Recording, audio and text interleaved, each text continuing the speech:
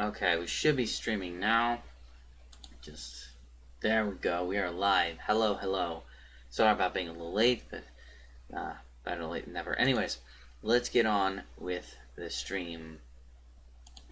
All right, I saw this because all four of my grandparents and my mother were born in Italy. Okay, so there was this massive, coming over here by an entire town of Italians to work in the shoe factories of upstate New York, Endicott, New York, where I was born. Okay, so I actually can remember in my earliest years what it was like in that period, okay, when you had the world of women and the world of men, okay, of the agrarian era, okay, and the sexes did not usually have much to do with each other before now, okay, right? The sexes came together, obviously, to make babies and so on, but essentially, okay, they occupied separate realms, and the women had status and power within their own realm, okay, and the older women had the most power. That's what's really lost now. Okay, older women ruled. Okay, the older women were in total control. The older women were like widows dressed in black, and powerful and so on, just dominating and giving orders and so on. Just like Chinese mothers are like that actually in China too. They have total control, over the families. All right. So in that era, young women, the brides, pregnant, okay, they were like ciphers, okay. The older women told them exactly what to do, and because they were repositories of medicine and and pregnancy, they knew all the answers, to the complications of procreation and so on. And now, you have this isolation, of young women who are, young bride who is pregnant at home. She has a symptom in the middle of the night. What's she gonna do? Okay, she goes to the web, okay, and tries to find out something. In the old days, you had this control by the older women who contained all this knowledge that came down over the centuries, right? So one of the terrible losses of this new bourgeois culture that we now occupy, okay, is that as women have attained career success, okay, and for the first time in history, thanks to capitalism, okay, are able to support themselves, okay, without depending on a father or a brother or a husband, okay, right, in this new equality in the workplace, okay, all of a sudden, okay, we are in a culture now where the older women have totally lost any significance or power, okay, right, and it may be that a woman can rise to the top of a business, okay, but the moment that she leaves the business, she's nothing, okay, right, the business goes right on without her, okay, there's no honoring of older women, no matter what their career record is. Okay, so we have a thing now, a period where youth and beauty and so on are valued. Okay, and it's a total disruption, okay, of the ordinary human patterns. Okay? So a lot of the unhappiness that women are feeling, and I see unhappiness everywhere. The professional class of women, upper middle class, professional class. Okay.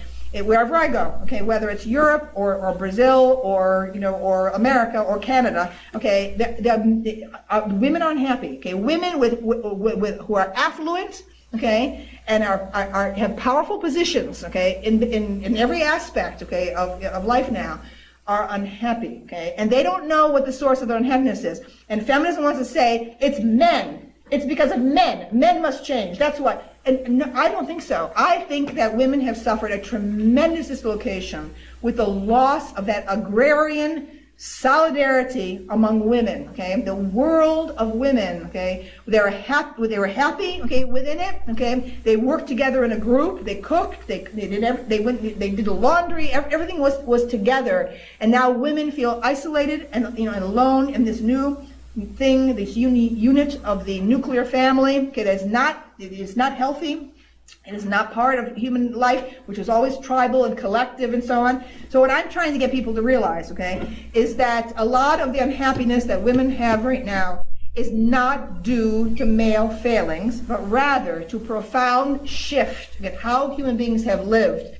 Back in 2008, I was struggling with this intellectual question on why our cities were struggling financially. Why, even in places where we were having huge amounts of growth, did we struggle to come up with money to do basic things? I was living in a community that was growing very quickly. When I was a kid, the little town where my family farm was 1,000 people. And all of a sudden we were 9,000. Like, how did this happen? It just happened overnight. Yet taxes were going up. We had no money to do anything.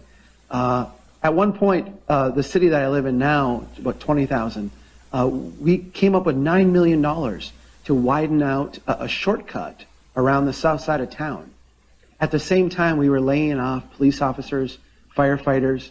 We actually came up with, we were going to shut down the streetlights overnight. Like, why have streetlights if they're not on at night? We're going to shut them down overnight to save money. We closed the fountain at the park. We couldn't fix a pothole or a crosswalk because we didn't have the money. And I asked myself, why are cities struggling financially? Why in all these places I was working and seeing were we, despite having all this growth, seemingly so short of cash? So what we're going to do today is go through and talk about that and answer that question, and then talk about how we think differently about things. Mr. Audio Technical Man, is my presentation, I see I'm flipping the screen, and it's working on your screen, but not on anyone else's. So that's, you don't need to look at me looking at you. That's less helpful. How you doing, Sinclair? It's so nice to see you. Okay, good. All right, let's start here. And I want to put this idea in your head because it's a really important one. These are two artist renderings of ancient civilizations. The one on the left is an ancient city called Ur. The one on the right is, of course, ancient Rome. When we look at these places, we realize and understand that they were built around the dominant transportation technology of the day, that, of course, being your 2 feet. People would walk everywhere, and so the size, the scale, the distances, all of this was based around a society of people who walked. You can fast forward to, this is my hometown back in the early 1900s. I come from Brainerd, Minnesota. That's about 2.5 hours north. You're nodding and smiling. You're what? Where? Oh, nice. So Brainerd's about 2.5 hours north of Minneapolis. It's the Minneapolis vacation area, right? This is what it looked like back in 1904. And people would arrive here by train, they'd arrive by stagecoach, but once they got here, they would walk everywhere. And so the size, the scale, the spacing, the distance between different types of things you would do on a normal day, all this was based around a society of people who walked. Beginning in the early 1900s and then accelerating after World War II, we began to build cities around a different transportation technology, that of course being the automobile. We came up with different building types, different building styles, different ways of arranging things on the landscape. If we were to go out and ask people today to explain this transition, they would likely talk about it in terms of progress. We used to be a society of people who walked everywhere, so we build cities around people who walk. Now we drive everywhere, so we build cities around people who drive. Someday we will have jet cars, and we will build cities around people with jet cars. And someday we will teleport, and our cities will look completely different than they do now, right? This is a very comforting way to look at it. It's a narrative of progress. And it's comforting because it puts us on this continuum of things always getting better. There's another way to look at this that isn't quite as affirming. And I want to put this notion in the back of your head as a way to think through the challenges that we face today, the crises that we face. When we look at these cities, these ancient cities, even by the time you get to ancient Ur, like 4000 BC, we have to understand that humans had been building cities for thousands of years. The ideas behind doing this were developed through trial and error experimentation. People would try things. What worked, they would keep and expand upon. What didn't work, those ideas would go away because those people would die, right? Like that experiment failed. It didn't go on. And so by the time you get to ancient Ur, you have people who had been experimenting with how to build places for thousands of years. By the time you get to ancient Rome, you have a pattern of development that had been honed and refined by trial and error experimentation over a long, long time. And by the time you get to my hometown in the early 1900s, you have an approach to growth and development that was not only highly adapted to us as humans, but was essentially universal. We can go around the world and see different architectural styles, different building materials, but the basic layout, the essence of the design, the shape, the spacing, the distances between different types of things, all of this was scaled very similarly. Different cultures, different continents, different latitudes. When we look at this style of development, even though for most of us this is all we've ever known, it's important to understand how young this concept is. We didn't test this out in Oklahoma for a couple hundred years, right? Take the best ideas and bring them here to Texas. We came up with these ideas, right, largely from European intellectuals and think tanks, the hierarchical road system, separation of uses, modern financing.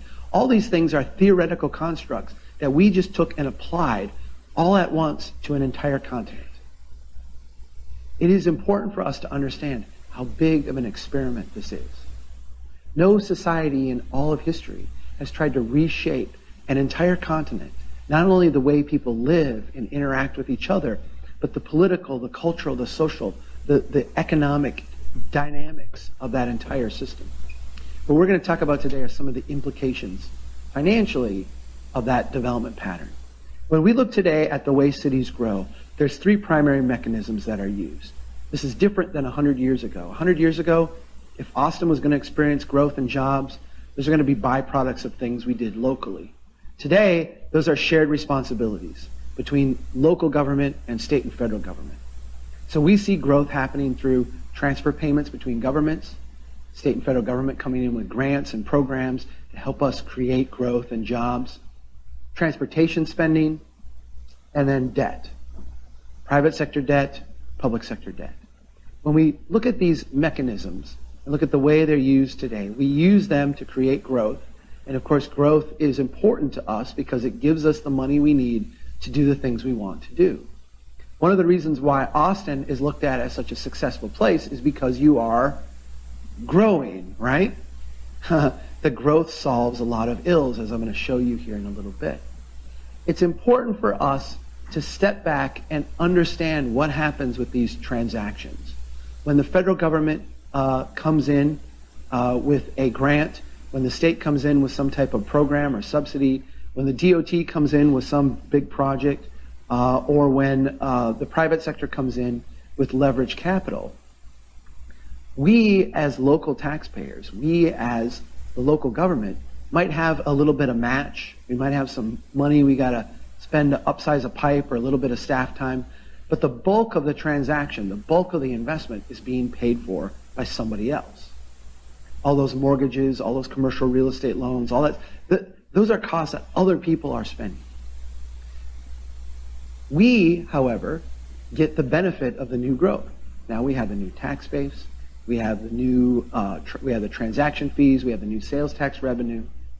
The catch, as part of these transactions, is that we, the local government, the local taxpayers, we agree that we will take over the responsibility long-term of serving and maintaining all this stuff. We will fix the roads and the streets and the curb and the sidewalk, the pipes, the pumps, the valves, the meters. We'll provide police protection, fire protection, and all those services. That's our part of the deal. We are, in a sense, exchanging a near-term benefit in cash for a long-term liability. There's only one or two ways that this makes any sense. If we think of ancient Rome and say, we want to be around for a long time, like ancient Rome, right? Like we're not building for one generation or two generations. There's only one or two ways that this strategy makes sense. Either growth continues at ever accelerating rates. In other words, we're going to always be able to generate a whole bunch more new growth. That new growth will pay for all the promises we made in the past. Or the pattern of development, the way we actually go about laying out and building things, is going to generate for us more wealth and prosperity than it does expenses. Now, everybody in this room understands that this first assumption is not true, right? It's not mathematically possible. I realize you live in a high growth area, but you're not going to grow exponentially forever. Unfortunately, the second assumption is also not true. And for a little bit of time here, I'm going to get a touch technical with all of you. One of the things we did early on at Strong Towns was to reject the orthodoxy that you cannot measure value in our development pattern. There's this theory that we've called now the quantum theory of economic development that I think a lot of people involved in the system today kind of adhere to. I remember when I was an engineer, I would work on projects that didn't make any financial sense. And I would say, this doesn't make sense, this doesn't make sense, this doesn't make sense. And what I was told is that, Chuck, you can't look at them in isolation. They're all interrelated and interconnected. And so you just have to kind of assume that, you know, even though individually none of the projects make sense, when they're added together, it comes up to this greater whole, thus the quantum theory. What we said is that, okay, we can actually test this theory by looking at parts of the system that are essentially very simple. Not a lot of background noise, not a lot of stuff going on. And those places, if this theory is correct, should actually be really, really profitable in a dollars and cents standpoint. Thus, this is a dead-end cul-de-sac. Residential homes, no through traffic, no commercial traffic. The only reason this road exists is to serve the people who live on it. When it was built, the city paid half the cost, the property owners paid the other half.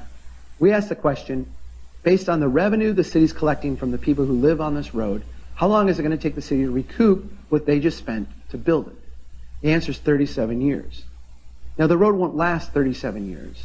And when it falls apart, it's 100% the city's responsibility to go out and fix it. Here's another development. This is, again, a residential development. You'll see there's a closed loop, the dead-end cul-de-sac. This is the end of the line.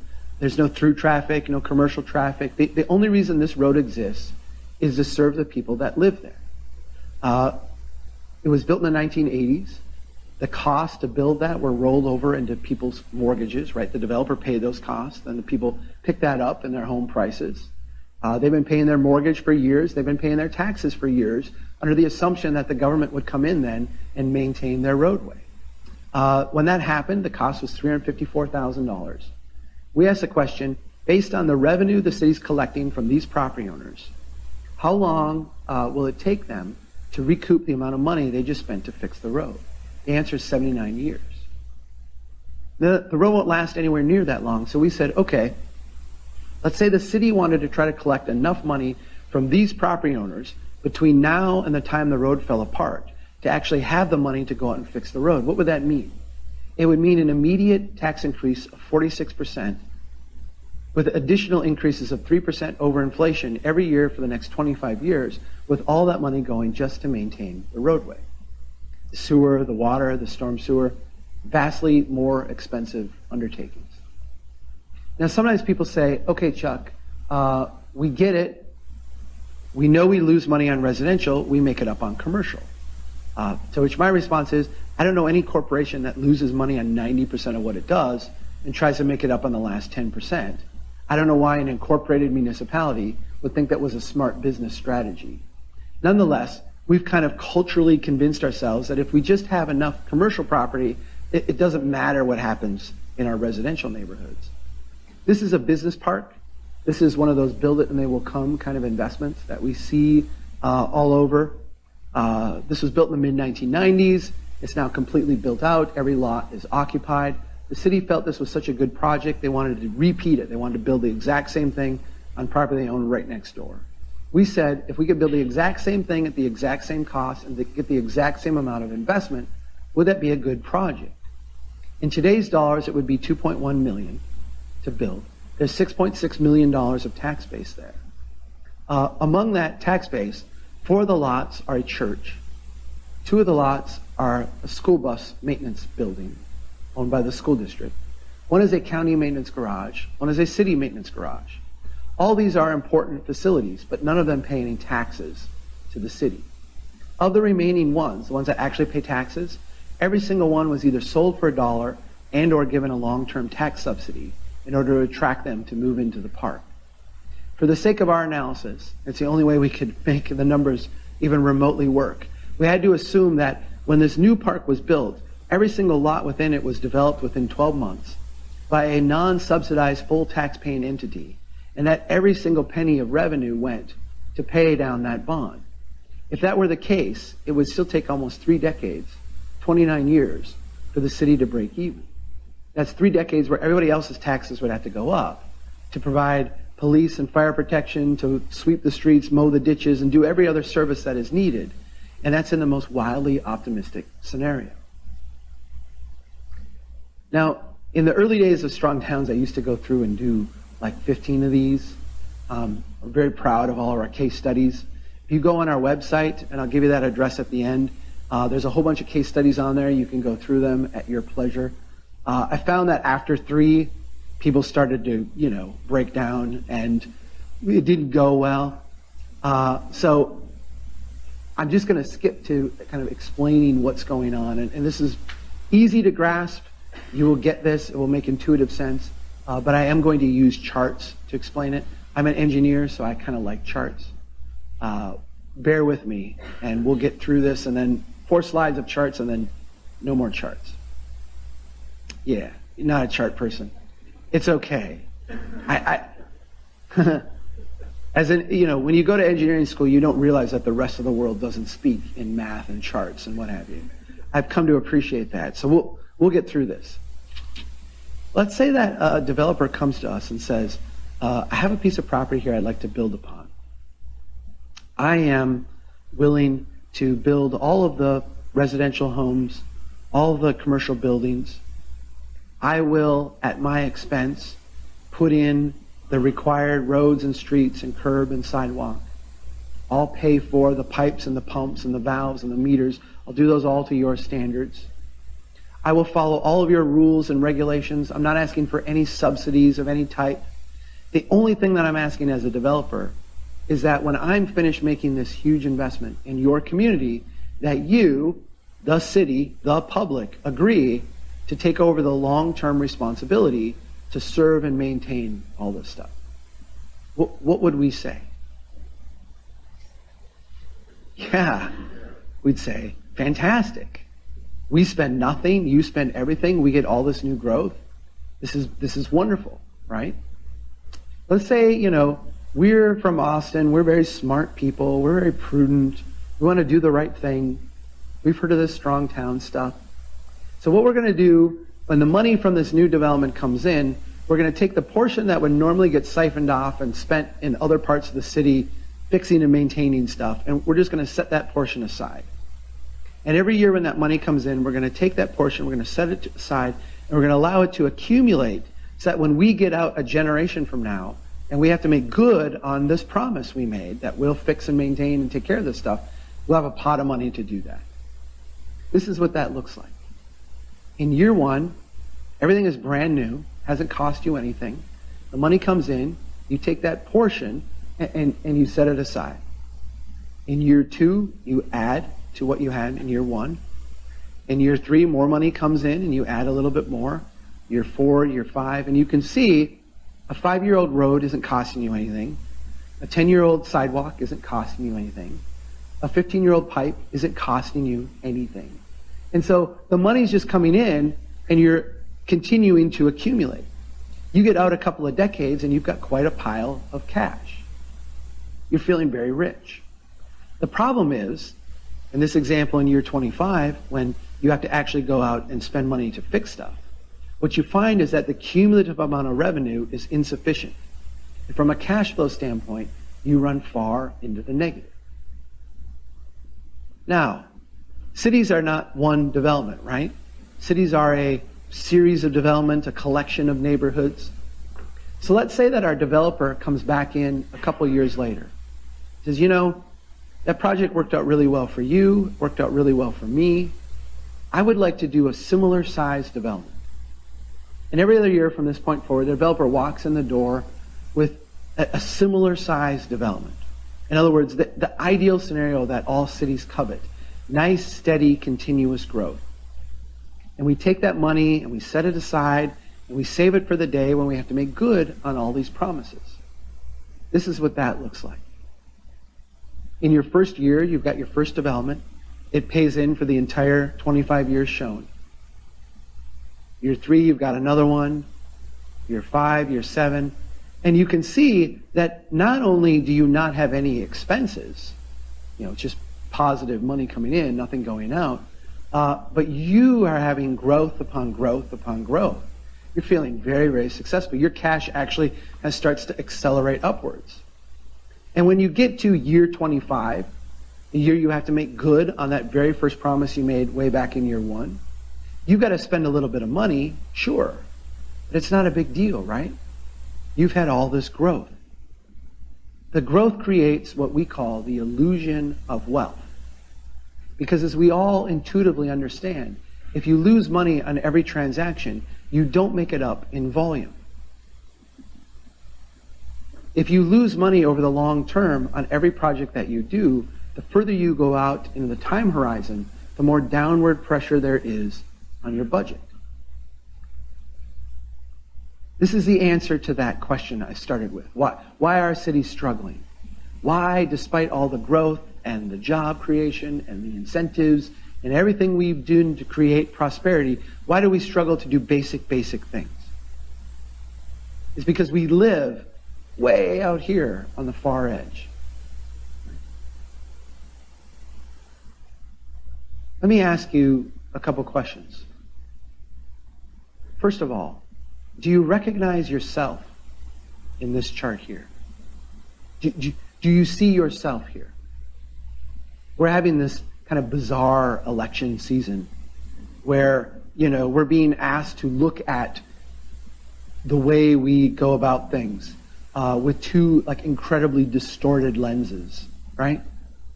When you look at this, though, do you see the way you live? This is a human flaw, right? This is why people smoke, right? This is why you will, sit on the couch and watch TV instead of going for a jog, right? Oh, I really am enjoying this ice cream. Oh, this show's really good. Uh-oh, heart disease, right? We are wired as human beings to highly value positive things today and to deeply discount negative things in the distant future. That's a human failing. Let me ask you another question. What happened to the civilization thousands of years ago that built their development pattern around this human failing?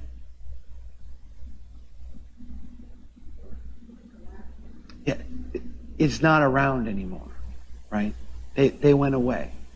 Those ideas and that trial and error experimentation process were not transmitted to the next generation. They didn't become part of the DNA of how we build places. I've got one more chart. It's slightly more depressing than this one. Then we'll be done with charts and we'll move on to happy pictures and no more of this complex, math kind of stuff. But this one's really important. This is a chart of debt. Everybody in this room knows the debate we're having at the federal level about our national debt, right? $20 trillion we're coming upon. It's an insane amount of money. None of us can fathom, what 1,000 billionaires looks like, let alone 20,000 of them, right?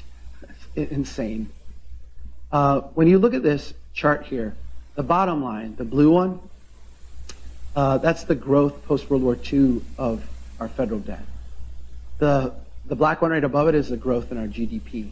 The green one, the one that soars up like this, that's our private sector debt. That's debt that we share. That's home mortgages, commercial real estate loans, auto loans, credit cards, margin interest accounts, student loans, private sector debt. The way we finance the first generation of this new experimental way to build a great, prosperous America was by using our savings and by reinvesting that illusion of wealth back into creating more growth. As that became insufficient to keep everything going, right? As the liabilities started to mount and climb, it took us a while to figure out what to do. But we eventually shifted from a model of growth through savings and investment to one of growth through debt accumulation. And debt accumulation has become such an important part of keeping our economy going that as we crossed over to the third generation of this new way of doing things, we actually allowed it to become predatory. We actually needed the growth so bad that we allowed our financial system to prey on our friends and neighbors. Our ability to continue this experiment by having our friends and neighbors take on accelerating levels of debt is simply not available. Obviously, there's some huge implications here. The mechanisms of growth that we become accustomed to are waning. The federal government, the state governments are vastly overcommitted. Your DOT is a financial basket case. And we could talk. The last time I was here, I did a presentation on transportation. We talked for like an hour and a half. You are the poster child for transportation spending delusion. Sorry. Hey, we're out of money. Well, let's use our rainy day fund. Hey, we're still out of money. Well, let's go borrow a bunch. Hey, we're still out of money. You never ask, like, why are we out of money, right? Build.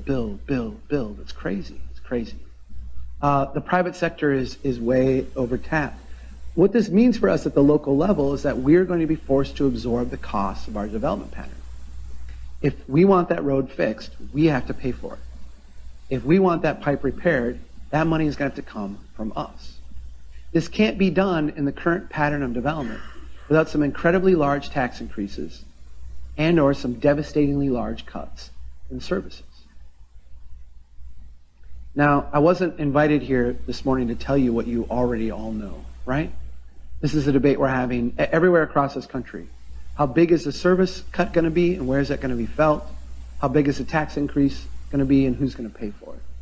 It's critical that we see the third variable in this sentence, the third variable being the current pattern of development. As long as we continue to build in a way that is functionally insolvent, there's no way our cities are going to avoid insolvency. As long as we continue to build in a pattern that gives us an illusion of wealth today in exchange for enormous long-term liabilities, there's no way that our cities are going to avoid default. Whether that is a hard default, like we see in places like Detroit and Stockton and San Bernardino, or whether it's a soft default, like we see in thousands of cities across this country, where we're laying off police and firefighters, we're not maintaining parks, we're shutting libraries early, we're putting off critical maintenance because we just don't have the money. We have to start talking about how we build places that are financially more productive. So how do we do this? Okay, we're doing all right on time. Early on in Strong Towns, I spent a week in California. And as I would get to the end, we're going to talk the rest of the time here about how we think differently about things. I would get to the end of the presentation, and these Californians would keep asking me, Chuck, we're really angry. You didn't give us a solution. You came here with all this thing about how the world is ending, and you didn't tell us how to solve the problem. What is the solution to these problems?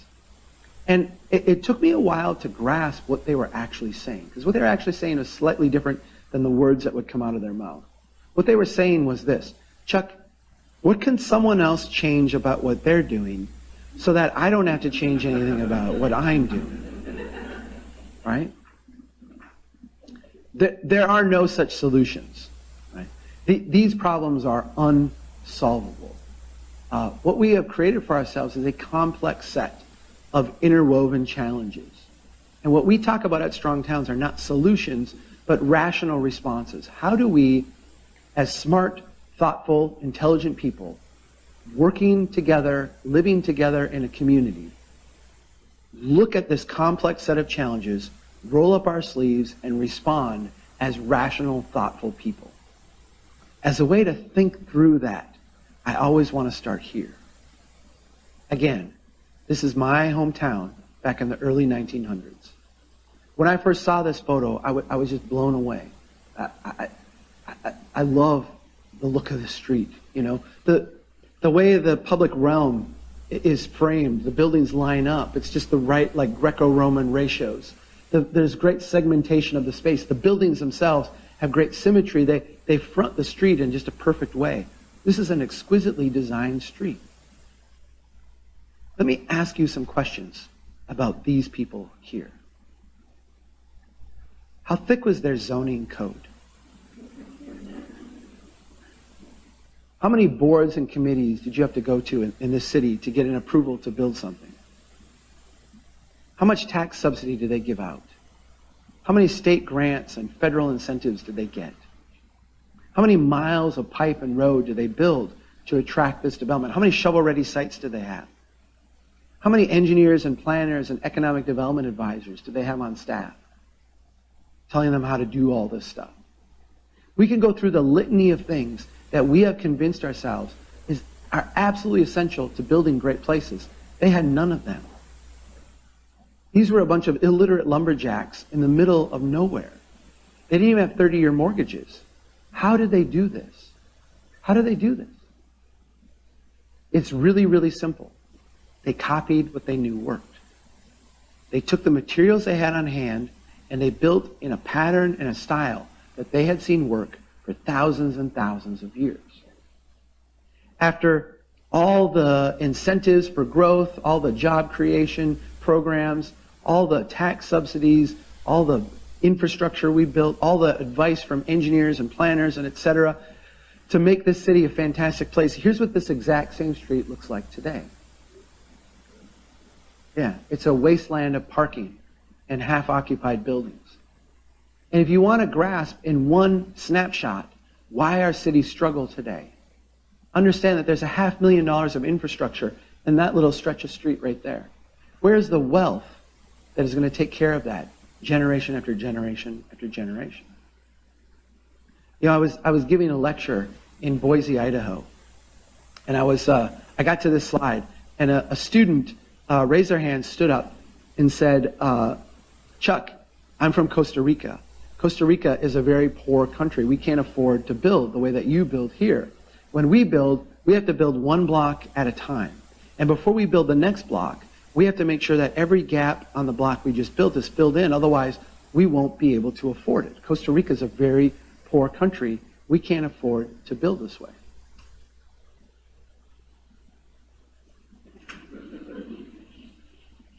We're a very poor country now, too. We can't afford to build this way either. And for a long period of time, that illusion of wealth made us think that this kind of thing didn't matter. That we could have whole parts of our community that just went into a decline or were abandoned or didn't reach their potential.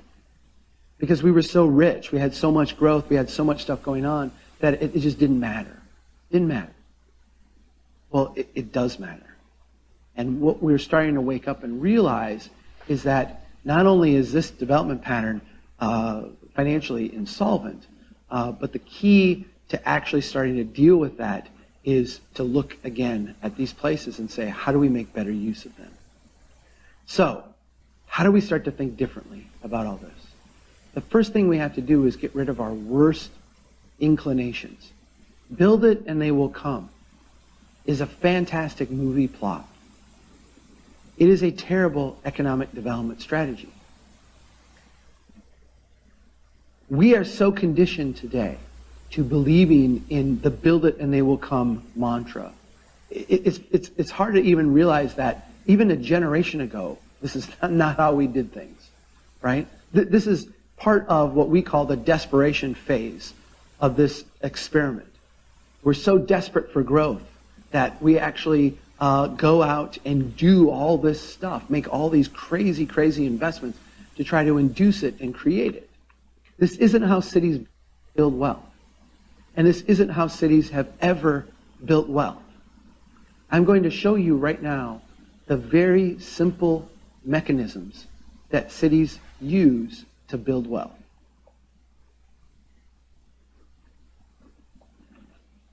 Does this city look familiar to you in any way? If I said this was Minneapolis, would it shock you? Really?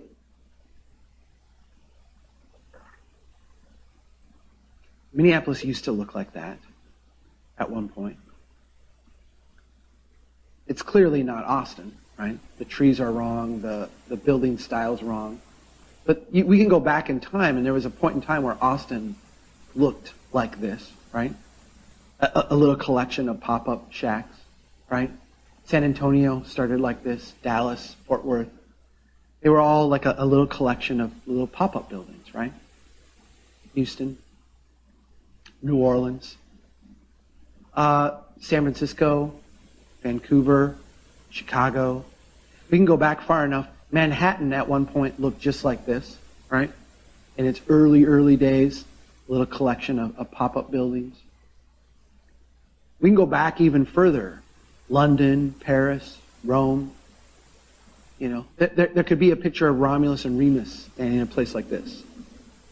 Every single city that was ever built prior to our new experimental way to build started out just like this. A little set of pop-up shacks, some hopes and some dreams. We built thousands of these across this continent, and for a variety of complex reasons, reasons that defy our ability to predict or project or even to fully understand after the fact. A lot of these places failed. What happens when a place like this fails? Does the stock market crash? Does unemployment skyrocket? Do we have to have an emergency session of Congress to bail out Wall Street banks? No. These are little bets. A few people lose a little bit of money, they salvage what they can, they move on to the next place. We built thousands of these across this continent, and for a variety of complex reasons, reasons that defy our ability to predict, our ability to project, or even our ability to fully understand after the fact. A lot of these places were successful. And when they were successful, they would grow in a very simple to understand way. They would grow incrementally up, incrementally out, and become incrementally more intense.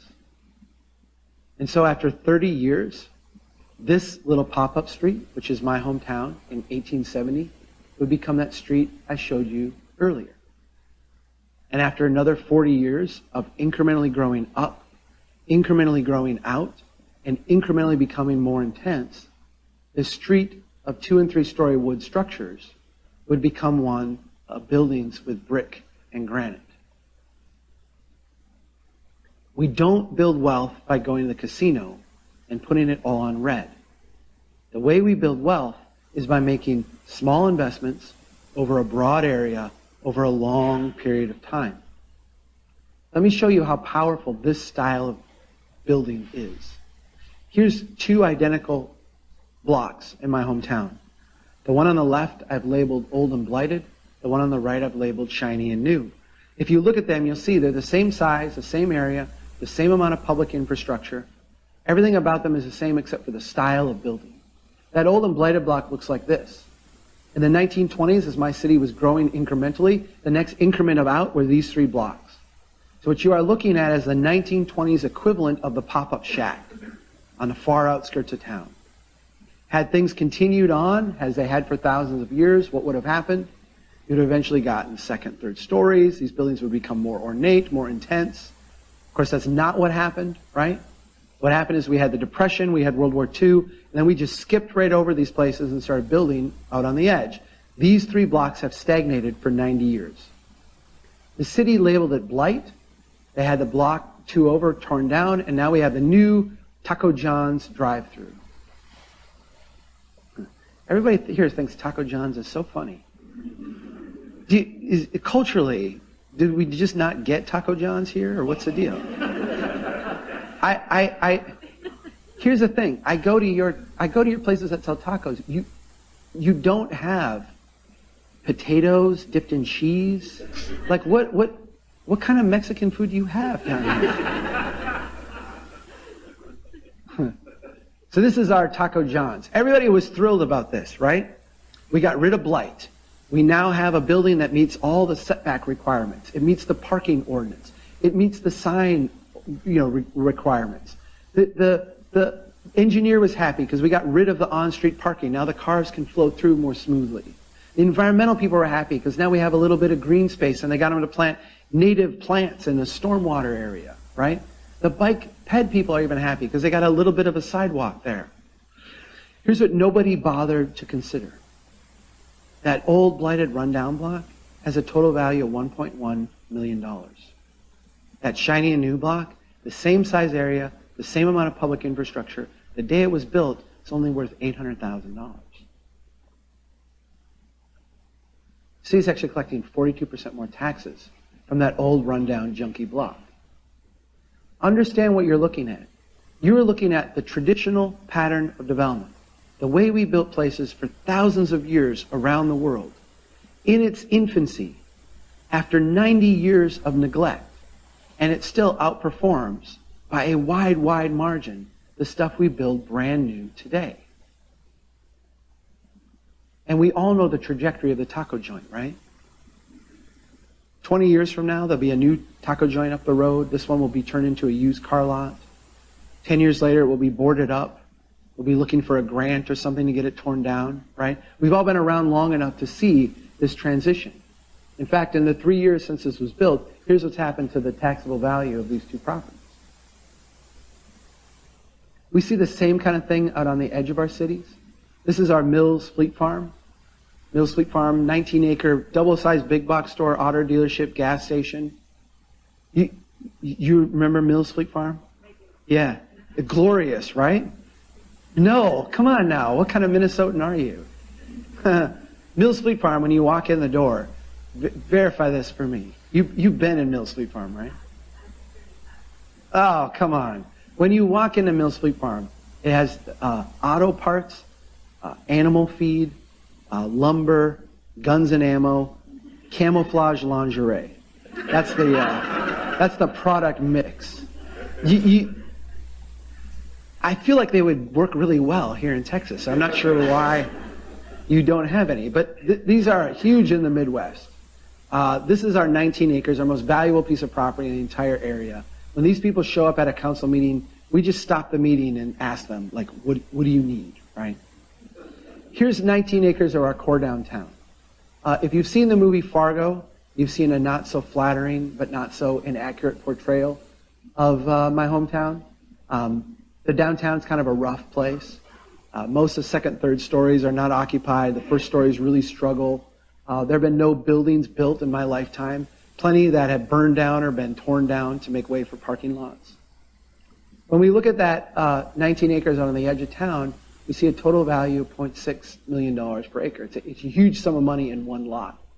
But when we go to the 19 acres in the downtown, what we find is that it has a value of 78% greater. How much should we spend to get that wealth out on the edge? Hundreds of millions of dollars, right? Highways, frontage roads, backage roads, sewer and water expansions. How much did my generation spend to get that wealth in the downtown?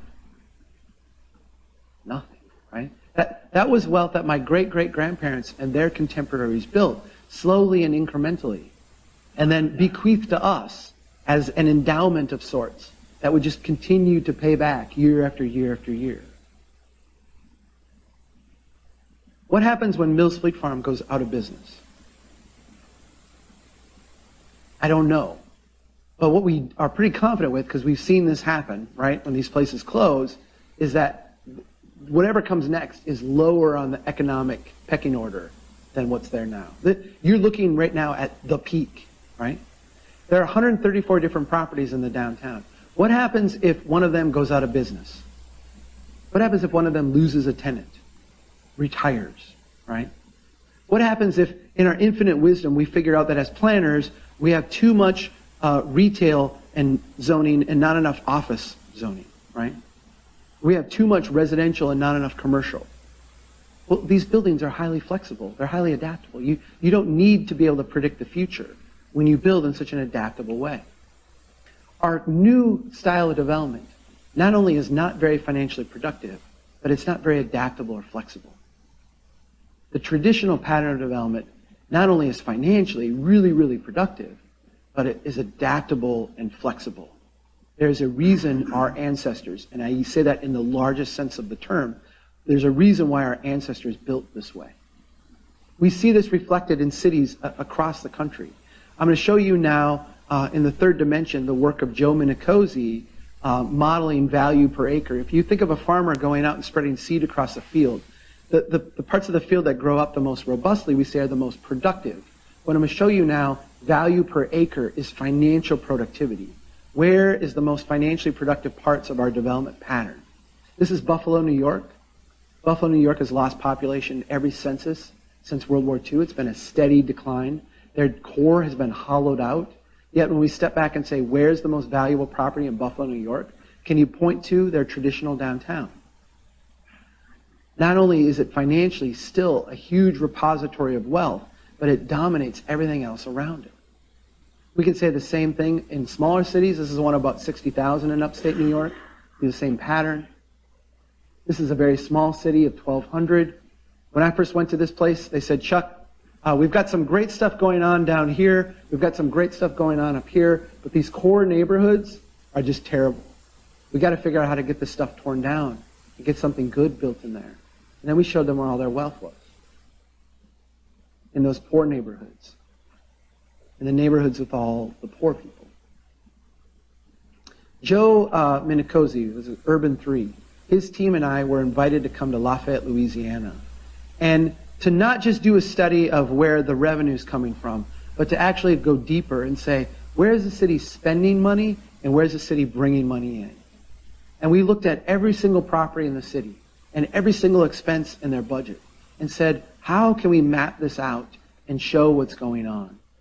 And so I feel a little impotent right now because we put this map together. It's red and green. Every place where you see red, you have a parcel that is going to cost the city more than what they're bringing in taxes.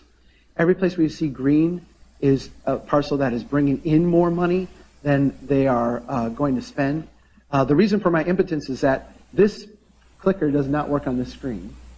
And I have come to realize that there are many people, like 3% of the population, that is red-green colorblind and are just seeing a blob here. So I can't point and I can't, dice this out. So I'm going to do my best to explain what's going on with this map because it's really essential to understand. In the middle of this, there is a big spike that goes up. That spike, hey, yes, you saved the whole presentation. So that spike is green. That is a new urbanist development near the core of the downtown. By new urbanist, what I'm talking about is modern building style, traditional building styles with modern financing techniques. So very tight neighborhoods, tight streets, but everything built all at once to a finished state. It's an open question how well this development will do in the future. In 2 decades, everybody's roof is going to fail at the same time. Everybody's driveway is going to go bad at the same time. Everybody's, appliances will fail at the same time, right? Without a renewal mechanism in that neighborhood, it's not clear what will happen. Traditionally, what happens is you get a jump, and then when you hit that renewal spot, you start to experience decline. We'll see. Right now, today, it's the most valuable area in town. To the right of that, if you'd circle that little green area, go down a little bit, just that little area right there is all green. That is their core downtown. Now, if you've ever been to Lafayette's core downtown, you probably did not take a bunch of photos and post them on Facebook, right? It's not a great place. They're trying, it's getting better. I won't criticize them because they are working on it. But it's a college town. There's a lot of dive bars. There's a lot of places where students can buy tacos for, $1. It's not a great place. There's a crescent of green to the right it runs right from there all the way down. That crescent of green. Those are the poor neighborhoods. Those are the neighborhoods where when we were going there to get an Airbnb, the city staff said, don't go to those places. That's where the burglaries happen, the murders happen. Just stay away from there. Everything else, and you can just do a big swath around the outside. All of this is red. All this is red. What's going on out there? Your big box stores, your strip malls, your drive-through restaurants, your suburban subdivisions with the sweepy streets and the cul-de-sacs with the 3-car garage with the attached house, right?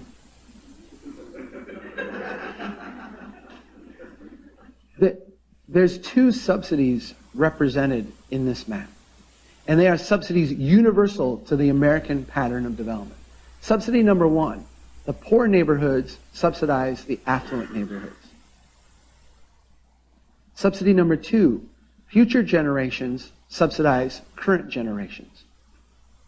If you live in Lafayette today, you pay $1,500 a year in taxes to the city, a typical family. You'll pay school and county and state, you'll pay other taxes, but $1,500 to the city. In order to make good on every promise shown on this map, your taxes would need to go from $1,500 a year to $9,200 a year. 1 out of every $5 you make as a typical family would need to go to the city just to make good on the promises shown in this map. That will never happen. And because it won't happen, what is going to come about is that future generations are going to have to decide what neighborhoods to fix the road in, what places to repair the pipe, what places to provide police and fire protection. This seems crazy to us, right? This seems bizarre. Yet we have a model of this in this country. We have a place where we've seen this happen, where the city grew a lot and then started to contract and let things go. We are in this insane election cycle, right? It's just bizarre, where we're asked to look at the world through these crazy set of glasses, right?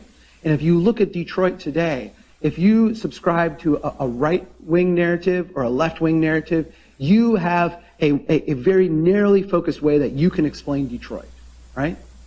Detroit is, wealthy auto companies. Detroit is, lazy unions. It's people not paying their share. It's those people. Whatever your screwed up way of looking at the world is, you can apply it to Detroit with all smugness and confidence, right?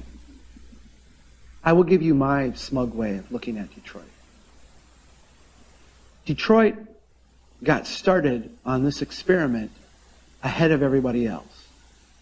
And they have arrived at the destination ahead of everybody else. This map is what we see in every city across this country. Every city that we've modeled, we see this exact same thing. We have built more stuff than our wealth will take care of. And so at some point, our cities are going to have to deal with that difficult challenge of unwinding those promises. I love being here in Texas because in Texas, you have growth, right?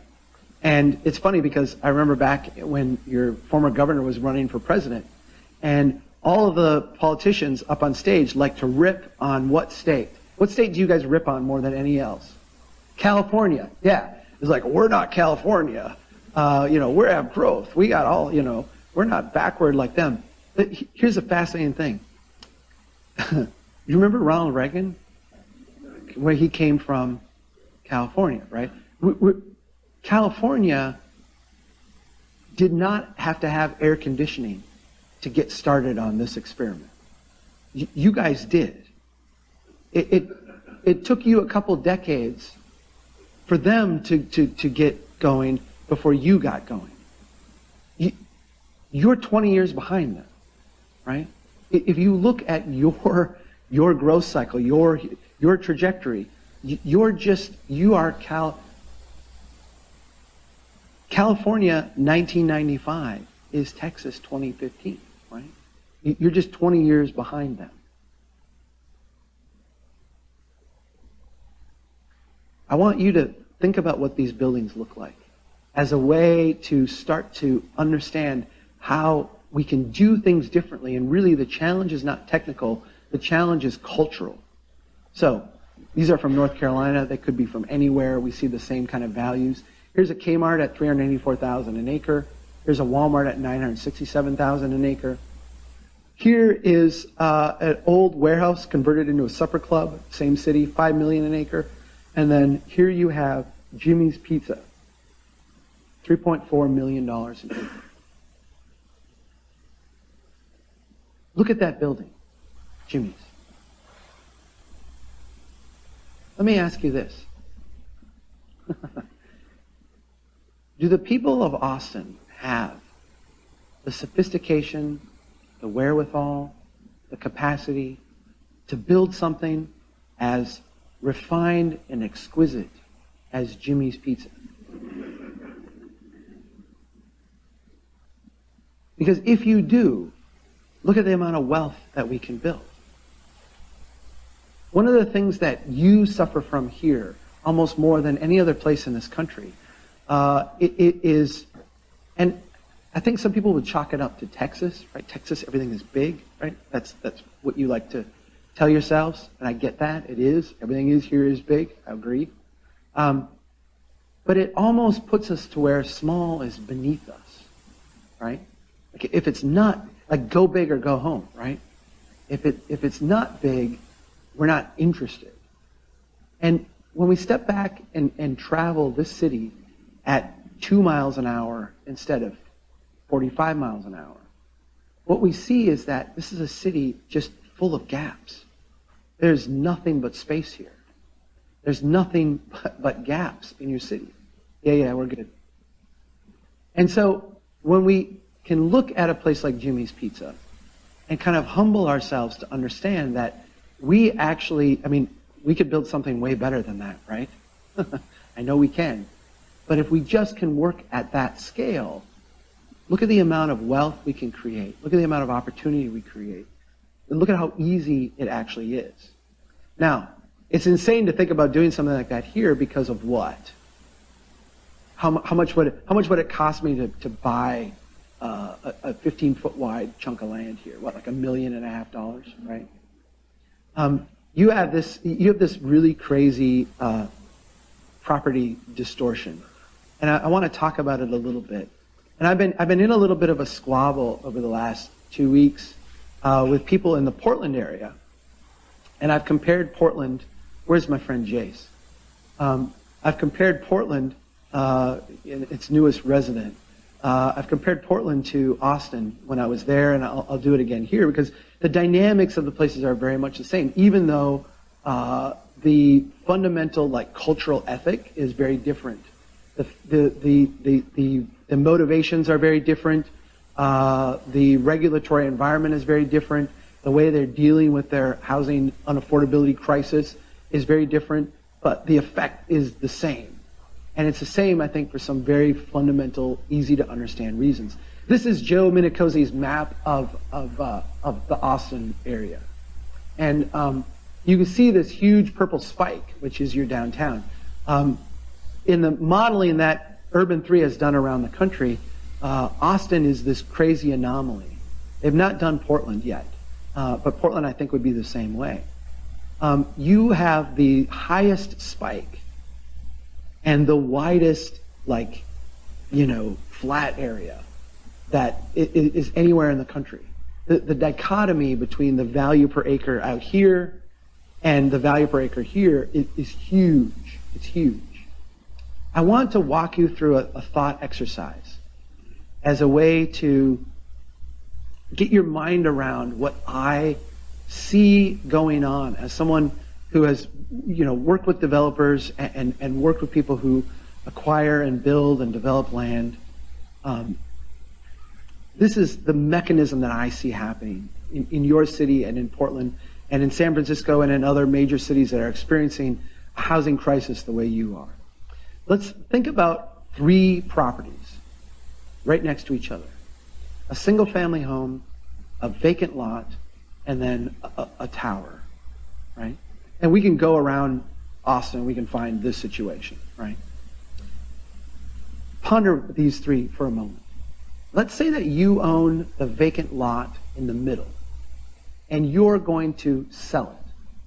How much would you ask for that vacant lot? Well, what you would do is you would look around and you would say, what could be done on this lot? What could someone build? And you can look over at the single family home, and let's say, and you're going to have to bear with me here because I realize this is really low for your market, but I'll show you why. A typical single family home in Texas would be a couple $100,000. So we look over and we see a house that's a couple $100,000, and we say, well, if we sold it to someone who's going to build a house, our land would be, worth $30,000 or so. What you would pay for a house. But then we look over on the other side and we see this tower and we say, okay, the tower is valued at $10 million. If I were going to sell it to someone who's going to build a tower, what would I ask then? I'd ask a lot more, right? I would ask $1.5 million. some, crazy amount of money. So now what would you sell? Would you rather have $30,000 or $1 million? Right. And so what happens is the land gets valued based on what in real estate terms we call the highest and best use, right? Okay.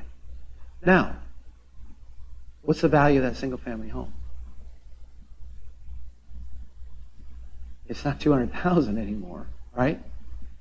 It's something like much, much, much higher. It's something much higher. And why is it much higher?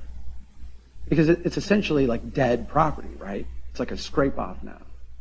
And so the bizarre thing about both Portland, and I think even more so in Portland, but your city to a degree, is that we can go through neighborhood after neighborhood after neighborhood where homes are valued statewide far above the statewide median.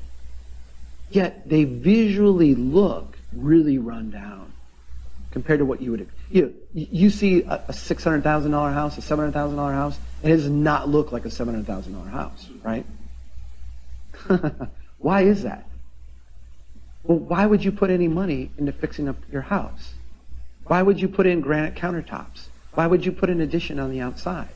All of the value is in what? It's in the land. So any improvements you make in the property are irrational.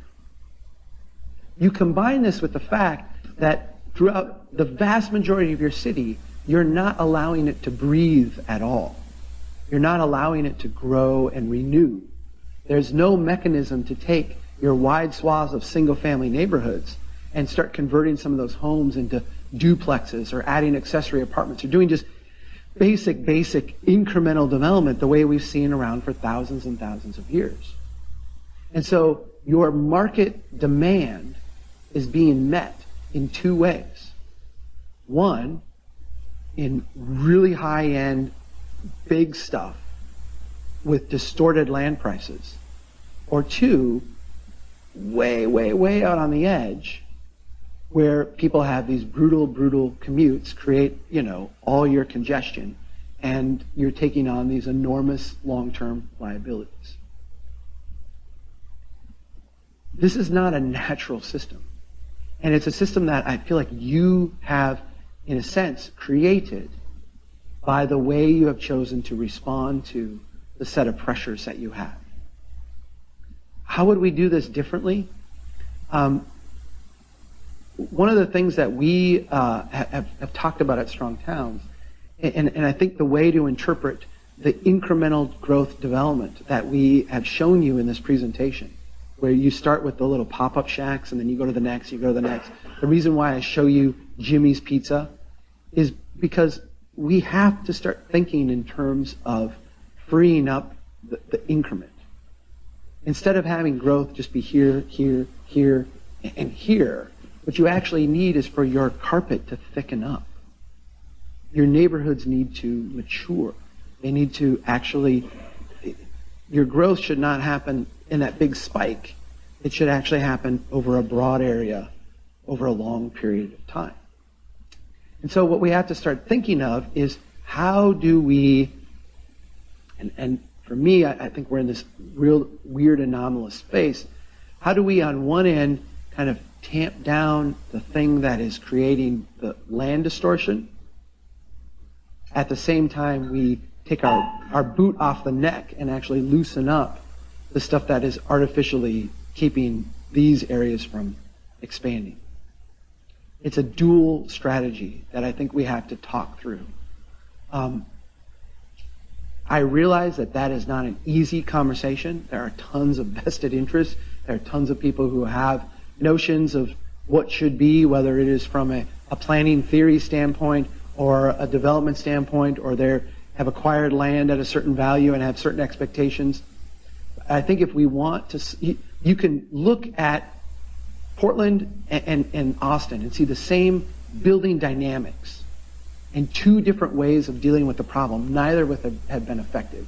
In Portland, they do inclusionary zoning and all kinds of regulation to require you to do certain things. And what happens is that they get a little bit of affordable housing each year.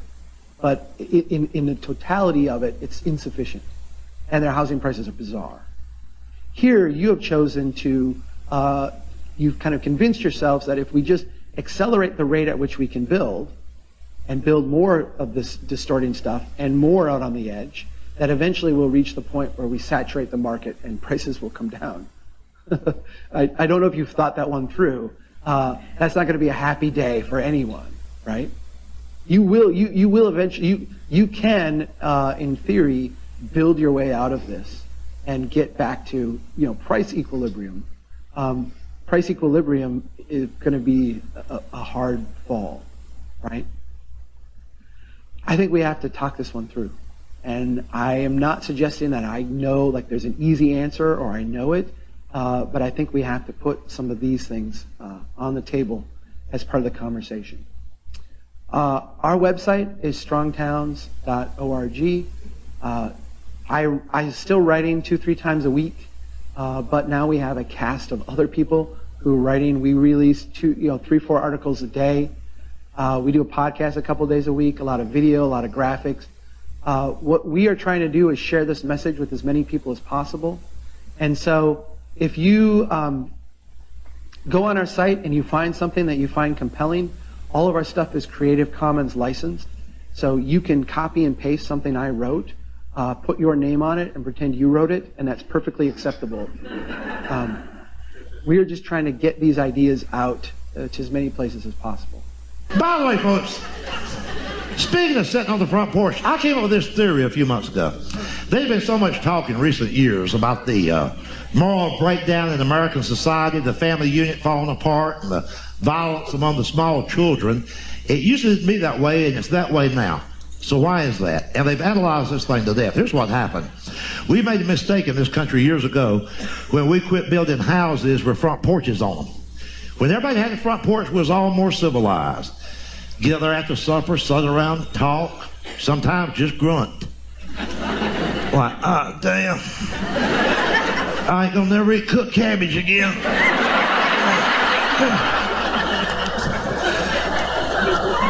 And remember how you used to wave? Everybody that drove by, you go. Somebody go, who was that? You go, hell, I don't know. Well, you waved. Well, I didn't want them to think we was uppity.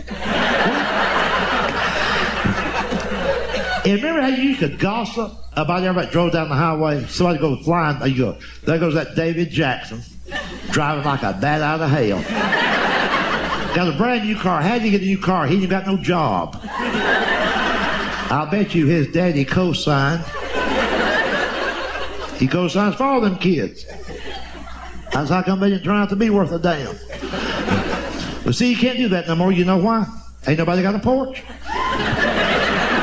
Everybody's got a damn deck. You can't raise a family out back on a deck. We need a porch like they had in Mayberry with Andy, Opie, and Barney out there. If they'd had a deck, Opie would be on drugs right now.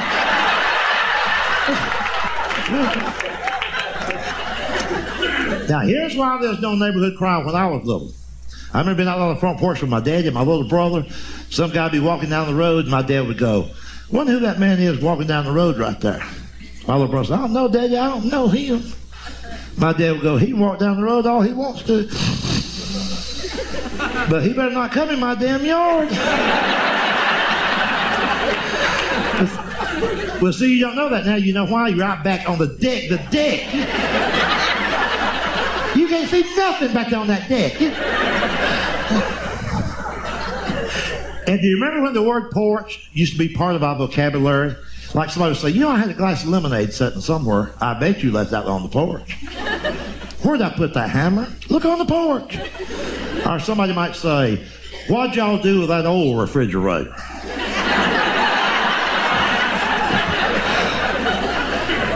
We just sat on the front porch. Next to that old washing machine. I gotta haul that off one of these days. Throughout Oklahoma, there are old towns that have long since come and gone. Oscar in far southern Oklahoma was once an oil boom town. Now it's a mail drop. And then there are communities that never really got started. Places like Romulus, a community along Old Highway 18 which isn't even on the map anymore. It's an unincorporated town in Potawatomi County that has a few houses, most of them abandoned, a cemetery, and a Baptist church. But just down the road is St. Louis, Oklahoma, a community that greets travelers with a sign that shows it has a sense of humor. Della Pitts has lived in St. Louis for more than 30 years. We used to have a station, but the lady and her husband died, so we don't have a station no more. We don't have a grocery store, but we got the salvage, and they put out snacks and stuff for the oil field people, and they go down there and get it. Across the street from Della's house is what's left of St. Louis's downtown. Oh, that used to be oil field too, but they passed away too, and Okay. we used to have a great old big deal every year, but they passed away. But it's a far different story just south of St. Louis in Murray County, in a town facing transformative growth. The Chickasaw National Recreational Area is home to natural mineral springs, lakes, and trails that have attracted people to Sulphur for decades. And now Sulphur is home again to the Artesian Hotel, a magnificent new facility replacing the original that burned down in 1962. It's a project of the Chickasaw Nation. In ceremonies opening the new luxury hotel, spa, and casino, Chickasaw Governor Bill Anotuby talked about the tribe's economic impact. The Artesian Hotel is a natural complement to both the Cultural Center and the Chickasaw National Recreation Area. It will also complement destinations that are a few miles away in Davis, including Bedray Fine Chocolate and the Welcome Center in Treasure Valley and, of course, Turner Falls. Governor Anotuby says more than 100 jobs have been created each of the last 5 months just in Murray County. In addition to the new hotel, casino, and spa, the tribe has built an art gallery and is constructing a welcome center that has led to new private investment in a downtown that had been dying. With the promise of the Artesian, that has really spurred an interest in particularly the downtown area that is adjacent to the Artesian. Shelley Sawatsky is executive director of the Sulphur Chamber of Commerce. She says there's a new sports bar and a new tool company now under construction downtown. Sulphur and Murray County took a lesson also from their big city neighbor to the north, Oklahoma City's MAPS project, agreeing to tax increases to make investments in their own communities. We had a school bond that passed, and so we had school construction going on. The county residents voted in a sales tax, a perpetual sales tax, to enable the hospital board to build a brand new hospital. Across the state to the west, though, times have been tough in Anadarko. Losing 2 major employers and having a major tourist attraction shut down has taken a toll that is visible in many neighborhoods. Neglected homes and boarded-up businesses indicate the direction this once vibrant city is heading. Downtown, Anadarko is busy, at least during midday. Shirley Gross owns Dressed and Ready, a woman's clothing store. We go for the finer end. You know, we have name brands, and we look for stuff that maybe has been worn once, just small usage, and that's what we present. So it's got a big time feel about it, but you can buy it in a small town. The old buildings in downtown Anadarko show the history of the area, something Shirley says helps draw in customers. I think having the old feel down here, people want to feel what it's like to shop in an old downtown, and that's what you get. You get the new look, but the old feel. A feeling also evident at the Anadarko Antique Mall. Owner Jim Crabtree's store features crystal, original artwork, grandfather clocks, and more. Crabtree says younger people aren't very interested in his offerings, but he knows what is old will be new again. I think history repeats itself. You know, 3 or 4 years, 5 years, 10 years, they may just go crazy over everything again. Shirley and Jim agree Anadarko needs more to survive, and so does another community a little farther west. Just down the road is Mountain View, a small town with an economy based on ranching and farming. The local convenience store, a bank, a pub, and the drugstore anchor what's left of downtown. That's where we found Tiffany, John, and Pete working in the pharmacy dining area. Tiffany Jones has lived most of her life in Mountain View. She says there's not much here anymore, but Tiffany says there are things a big city doesn't have. it's simple. It's not like you don't walk outside and like there's cars everywhere. It's just little, you know, everybody. You don't have to worry about who's the new person in town and what are they capable of, or... Jonathan Farkas is a sophomore at Southwestern Oklahoma State University at nearby Weatherford. This is his last week in Mountain View. I'm 21 now. I have a girlfriend. I have another job that I'm starting, and I'm in college, going to try to finish that. So I'm going to start my own life somewhere else. Peter Cleaver grew up on his family farm that goes back generations, but he does not see farming in his future. I didn't really catch the fire for the farming thing. It's just never really cared for doing that stuff. I mean, and I want to try something else, see if I like something else better. The biggest event each year is the Mountain View Gotebo Free Fair. It attracts thousands of people for the food, rides, and livestock shows. Years ago, the communities of Mountain View and Gotebo consolidated their public schools, moving everything to Mountain View. Built as a WPA project in 1937, the Gotebo Junior and Senior High School now sits abandoned. Downtown Gotebo, with its buildings that date back to statehood, has collapsed into piles of debris. The town has just over 200 inhabitants, not counting the goats, Gotebo's lawn mowing brigade for the ever-increasing number of lots that sit empty as people move away. Towns like Gotebo are dying a slow death, but rural economic development in Oklahoma is not dead. Just as the Chickasaw Nation has helped bring sulfur back, Rural Enterprises, Inc. has been helping to build economic development for more than 30 years. REI President and CEO Scott DeWald knows how tough things have been for small towns, especially in western Oklahoma. So we've been through 5 years of severe drought. We've seen low wheat crops. We've seen low cattle numbers. Those guys and gals have not been able to produce a profit. And by not being able to do that, then they're not able to generate that money or turn that money into the form of a new vehicle or adding on to the barns or adding on to the cow herd, whatever the case might be. But hope is not gone, at least for some of Oklahoma's fading towns. DeWald says there are some basic keys to success for anyone who wants to start a business and bring a rural community back to life. We have to have that spirit of partnership. Let's work together with the OSBDCs. Let's work together with the banks. Let's work together with the federal government and the state government, all for the benefit of those people who are trying to create jobs and wealth in rural Oklahoma. I would encourage you. There's a lot of people out there that you guys have been around the city your entire life. I would encourage you, definitely if you feel like you live in a shithole and you got the means to be able to like do something else, I would encourage you to go somewhere else and like small town. I can almost guarantee you it'll be as culture, because people forget how big America is. It'll be a culture shock unlike no other. There are people that have been in these like massive cities their entire life. Worse, especially people in LA, I've noticed this. They actually believe that there are people in California that believe, right? And I don't know if it's the propaganda or what, that they live in the best place that exists. And I'm like, you live in a literal shithole, bro. Like, the place you live fucking sucks. I get it. They might have told you were in the best place ever. Like, all that America has to offer is where you live. But that is not true. You live in a shithole.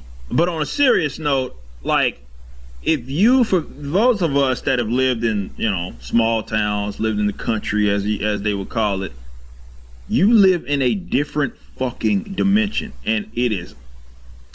Now, granted, it's a lifestyle thing. Me, I prefer the shit. Right? Especially in this digital age where, I can connect with my audience like this, right? What the fuck I need to be in the city for? I don't got no business being there, right? Like, but no, seriously, the culture's different, right? It's better. Like, and by different, I'm meaning better. The culture's different. The overall, like, how people approach life. It's funny. People are talking about, like, man, we used to be able to live, and you could have your doors unlocked that night, and there wasn't nobody gonna do shit. Believe it or not, there are places where that's still kind of the setup. It's just not in these shithole cities where your neighbors are, like, respectable, right? It's just not in a city that has a million something people. That's just not what it is. It is a different dimension, and especially if you are one of those that either you're married, you got a family, or you're either working towards a family or you got a family. On a serious note, you might want to consider living like out in the middle of fucking nowhere. And I'm not saying that on some apocalyptic shit, though. Yeah, there's a bunch of zombies walking around this motherfucker. That's not what I'm saying. I'm saying like you'll be in a much better spot. You'll be in a much better spot mentally. You'll be in a much safer spot. You feel good. It's a different world, it will be a culture shock.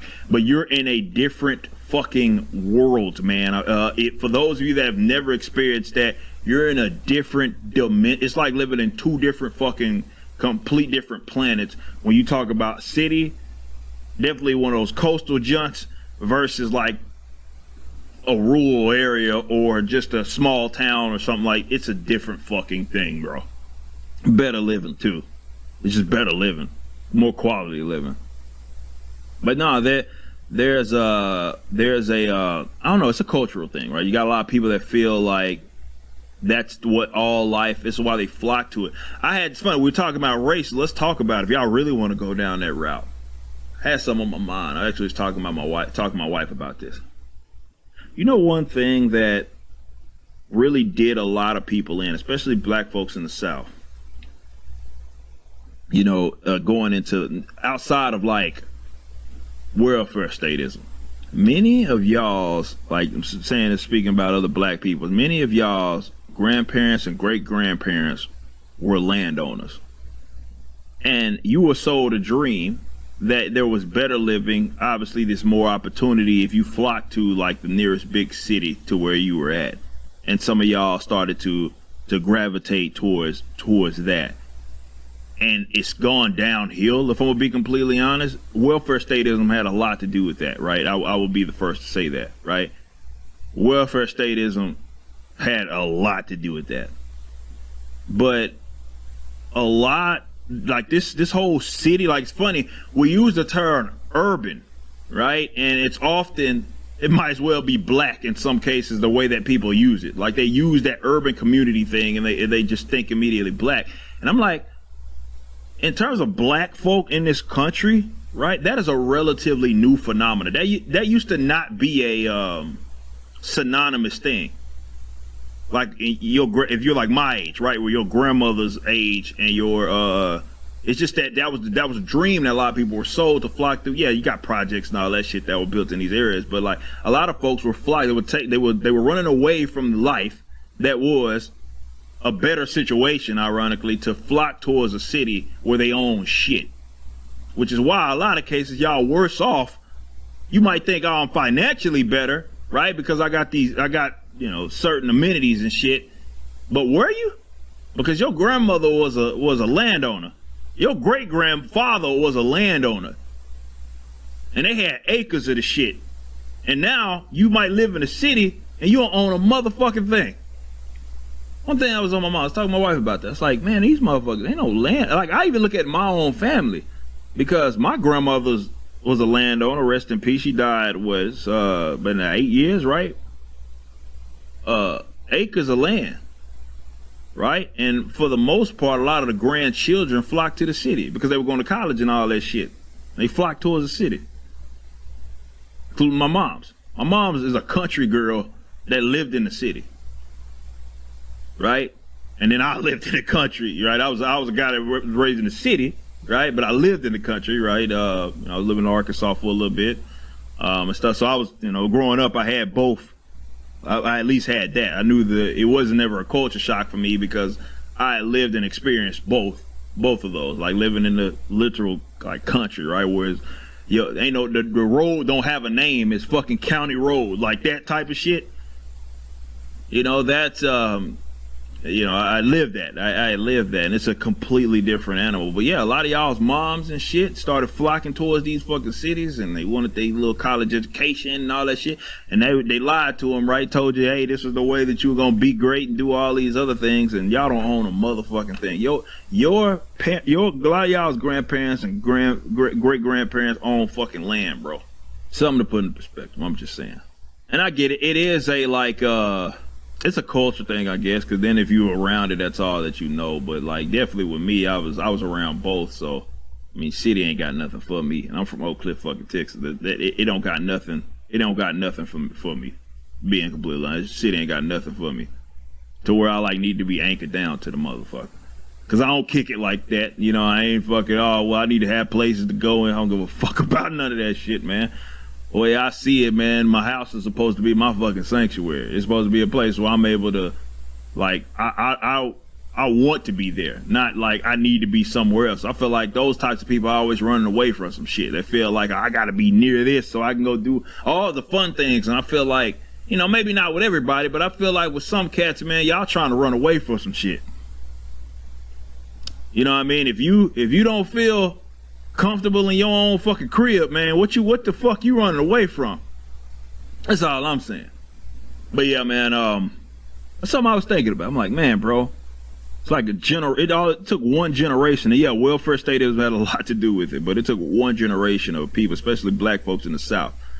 And one generation went from fucking a lot of y'all, especially in the South, a lot of like black, like you want to talk about going from basically the I mean, you can go latter half of the 1800s, but especially, you know, through the early 1900s into about maybe 1960, right? That era, and obviously it went in further if they were passing that shit down. But a lot of black folks were landowners, and that generation after that did the fucking opposite. And they don't own nothing. They might be near the city. They might think they're living better. They don't own nothing. Nothing. Imagine that when you walked in here this evening, you discovered that everybody in the room looked almost exactly the same. Ageless, raceless, generically good looking. That person sitting right next to you might have the most idiosyncratic inner life, but you don't have a clue because we're all wearing the same blank expression all the time. That is the kind of creepy transformation that is taking over cities. Only it applies to buildings, not people. Cities are full of roughness and shadow, texture and color. You can still find architectural surfaces of great individuality and character in apartment buildings in Riga and Yemen, social housing in Vienna, Hopi villages in Arizona, brownstones in New York, wooden houses in San Francisco. These aren't palaces or cathedrals. These are just ordinary residences expressing the ordinary splendor of cities. And the reason they're like that is that the need for shelter is so bound up with the human desire for beauty. Their rough surfaces give us a touchable city, right? Streets that you can read by running your fingers over brick and stone. But that's getting harder to do because cities are becoming smooth. New downtowns sprout towers that are almost always made of concrete and steel and covered in glass. You can look at skylines all over the world, Houston, Guangzhou, Frankfurt, and you see the same army of high-gloss robots marching over the horizon. Now just think of everything we lose when architects stop using the full range of available materials.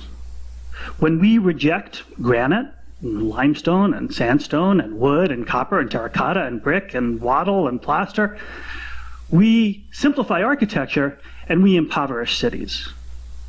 It's as if you reduced all of the world's cuisines down to airline food. Chicken or pasta. But worse still, assemblies of glass towers like this one in Moscow suggest a disdain for the civic and communal aspects of urban living. Right? Buildings like these are intended to enrich their owners and tenants, but not necessarily the lives of the rest of us, those of us who navigate the spaces between the buildings. And we expect to do so for free. Shiny towers are an invasive species, and they are choking our cities and killing off public space.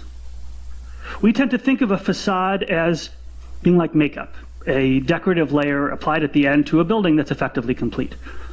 But just because a facade is superficial doesn't mean it's not also deep. Let me give you an example of how a city's surfaces affect the way we live in it. When I visited Salamanca in Spain, I gravitated to the Plaza Mayor at all hours of the day. Right? And early in the morning, sunlight rakes the facades, sharpening shadows. And at night, lamplight segments the buildings into hundreds of distinct areas, balconies and windows and arcades, each one a separate pocket of visual activity. That detail and depth, that glamour, gives the plaza a theatrical quality. It becomes a stage where the generations can meet. You have teenagers sprawling on the pavers, seniors monopolizing the benches, and real life starts to look like an opera set. The curtain goes up on Salamanca. So just because I'm talking about the exteriors of buildings, not form, not function, not structure, even so, those surfaces give texture to our lives. Because buildings create the spaces around them. And those spaces can draw people in or push them away. And the difference often has to do with the quality of those exteriors.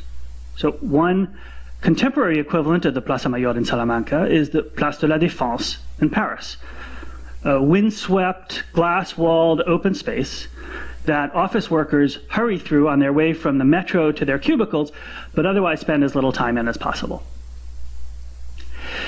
In the early 1980s, the architect Philip Johnson tried to recreate a gracious European plaza in Pittsburgh.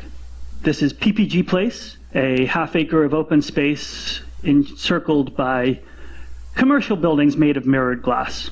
And he ornamented those buildings with metal trim and bays and Gothic turrets, which really pop on the skyline. But at ground level, the plaza feels like a black glass cage. I mean, sure, in summertime, kids are running back and forth through the fountain, and there's ice skating in the winter, but it lacks the informality of a leisurely hangout. It's just not the sort of place you really want to just hang out and chat.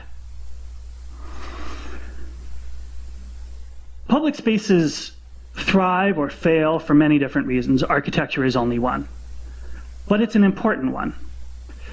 Some recent plazas, like Federation Square in Melbourne or Superkilen in Copenhagen, succeed because they combine old and new, rough and smooth, neutral and bright colors, and because they don't rely excessively on glass. Now, I'm not against glass. It's an ancient and versatile material. It's easy to manufacture and transport and install and replace and clean. It comes in everything from enormous ultra-clear sheets to translucent bricks. New coatings make it change mood in the shifting light. In expensive cities like New York, it has the magical power of being able to multiply real estate values by allowing views, which is really the only commodity that developers have to offer to justify those surreal prices. In the middle of the 19th century, with the construction of the Crystal Palace in London, glass leapt to the top of the list of quintessentially modern substances.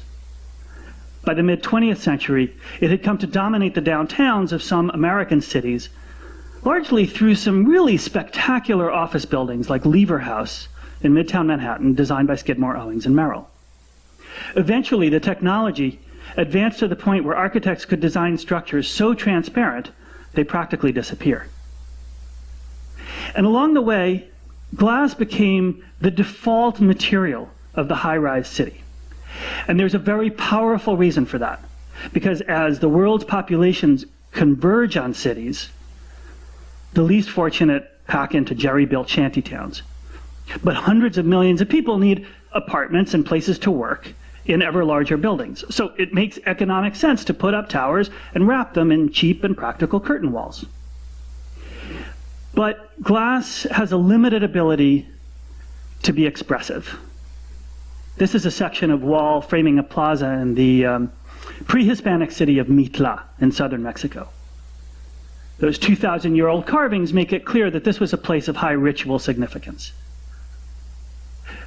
Today, we look at those and we can see a historical and textural continuity between those carvings, the mountains all around, and that church, which is built on top of the ruins using stone plundered from the site. In nearby Oaxaca, even ordinary plaster buildings become canvases for bright colors, political murals, and sophisticated graphic arts. It's an intricate communicative language that an epidemic of glass would simply wipe out. But when a city defaults to glass as it grows, it becomes a hall of mirrors, disquieting and cold.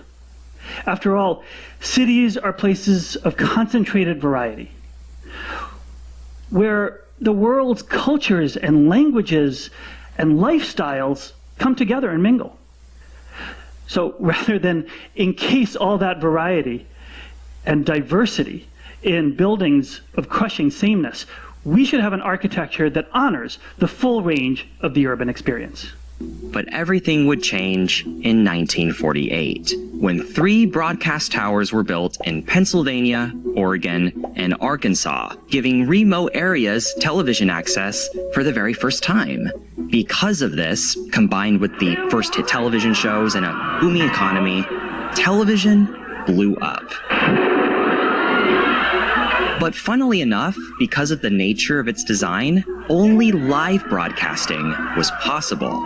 But there was surprisingly a super easy solution for this. Put all the pre-recorded programs on a projection screen and just point the camera at it. This was basically the 50s equivalent of someone recording their TV screen with their phone and uploading it to YouTube. It was a blurry, muffled mess. Thankfully, videotape would eventually come in and save the day, but still, this didn't stop people. From sitcoms, presidential debates, and variety shows, television was now a cultural phenomenon. Hey, Dad, what did people do before they had television? Well, they went to the theater, to libraries, museums. Oh, they just goofed around, huh? But there was one problem. There were only like 4 channels, and one of them immediately went out of business. And there was a reason for this. Television, in the 50s, was technologically almost identical to radio. Rather than radio waves being converted into sound, they were converted into sound and video. So each TV channel was on its own separate frequency, and these were public airwaves, meaning it was regulated by the FCC. And the FCC didn't want too many of these frequencies being used, so they put a legal limit how many could be used. And these channels also had to follow FCC guidelines, no swearing or anything like that. Fuck, I don't have a line. This becomes important later. Only having 3 channels meant limited material, which meant limited programming. Yes, TV was only on at certain times of the day. When it wasn't on, it just played the national anthem. So while this new TV technology certainly wasn't going anywhere, it still needed a lot of time to grow, and it needed to explore as many art mediums as possible to ensure its success. Sitcoms, game shows, soap operas. Music? In the mid-1950s, one program in particular would prove insanely consequential. It would be the seed that was planted and would grow into what would become cable television.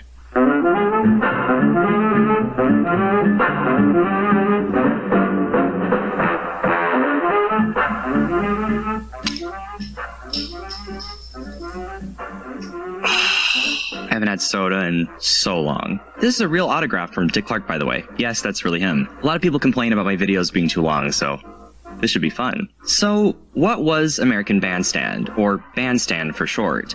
Well, it was a TV program hosted by Dick Clark, where teenagers would dance to the latest songs, whatever was trending on the Billboard charts at the time.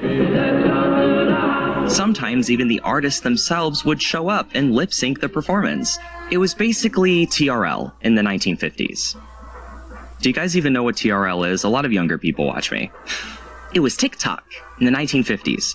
The show was actually quite forward-thinking for the time, even showcasing many musicians of color during a time where segregation in the United States was still rampant. Things unfortunately weren't perfect in that regard, but it still did bring some representation which would help contribute to civil rights.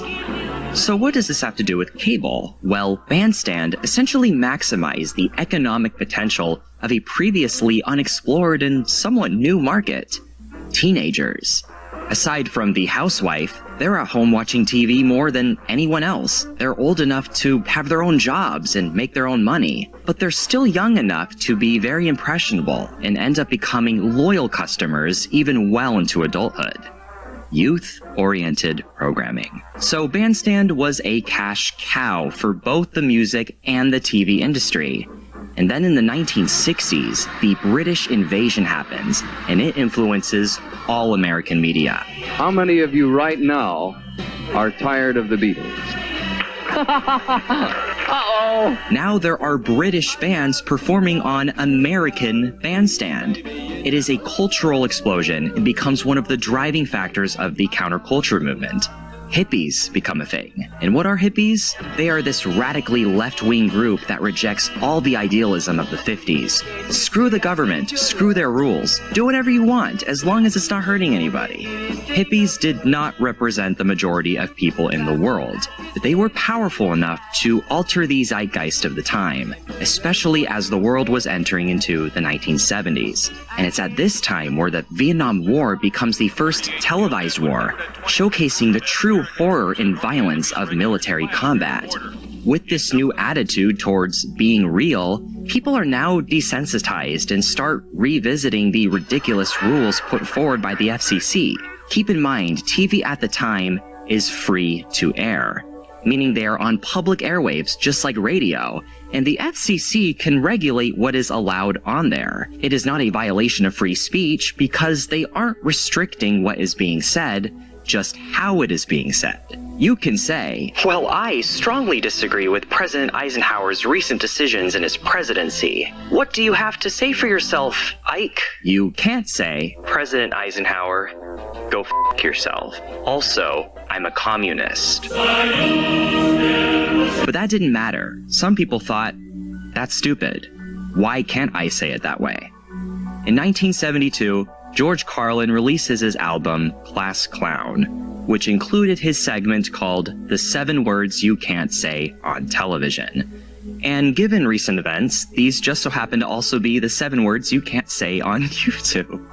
Zing! I mean, there are a lot of words you can say whenever you want, you know? Pneumonia! Nobody gives you a lot of... But there are some words that you can go to jail for. Cursing, cussing, swearing, and all I could think of was... Just imagine witnessing this, uncensored, on a live broadcast in 1972. This story was huge. It was so controversial, it even led to a freaking Supreme Court case. Carlin was not the only one who felt this way either. Instead, the TV industry started popularizing a unique idea. What if instead of watching TV through the public airwaves, you pay a subscription service to get access to frequencies only visible through the use of a coaxial cable? But these are private frequencies. The FCC doesn't have nearly as much control of them. So not only do you get access to less restricted content, you get access to more content, as more channels are allowed through this cable. That very same year, the channel Home Box Office is launched, or HBO for short. The 70s would be the era of new TV channels popping up on these growing cable services. Now, network TV is still in the lead, but this competition is slowly growing, and it is apparent with the attitude of the time that things are changing. Bandstand is now in stiff competition with Soul Train, but youth-oriented programming is still in vogue. But this could be pushed even further. What if instead of just marketing to teenagers, we marketed to kids? In 1977, the very first ever kids channel was launched, available on the cable service Cube in Columbus, Ohio. The channel was called the Pinwheel Network, which aired the kids' show of the same name, quite similar to Sesame Street. But 2 years later, the channel finally expanded nationally, rebranding its name to Nickelodeon.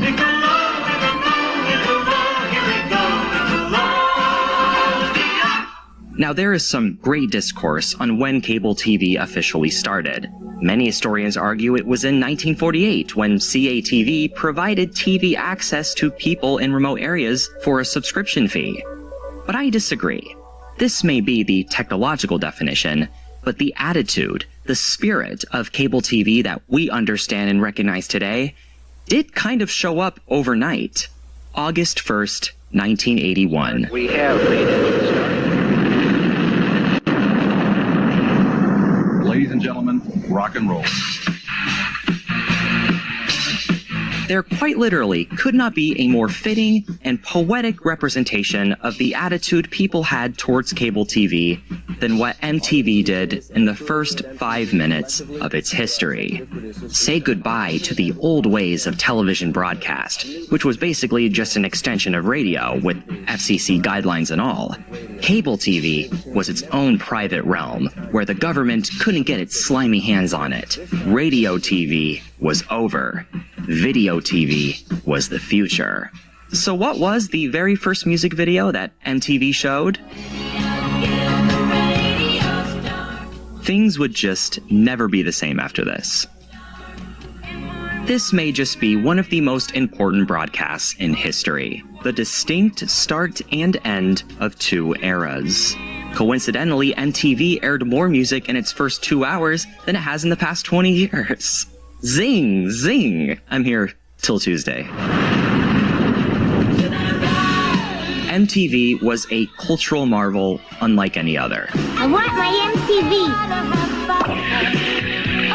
I want my MTV. I want my MTV. The legacy acts like that of Bandstand just could not keep up and slowly faded into the distant past. This was the new normal.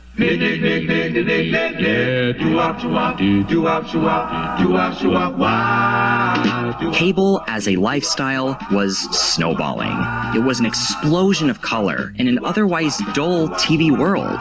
Its free-spirited, almost careless convictions would even start to infiltrate the network channels. Never has there been a more exciting time to be alive.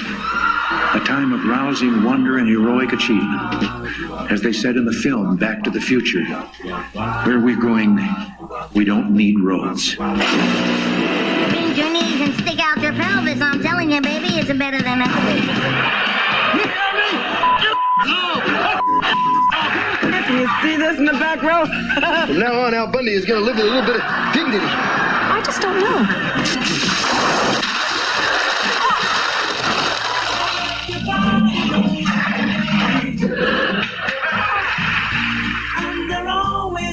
Oh, Jesse, say, oh, you cried.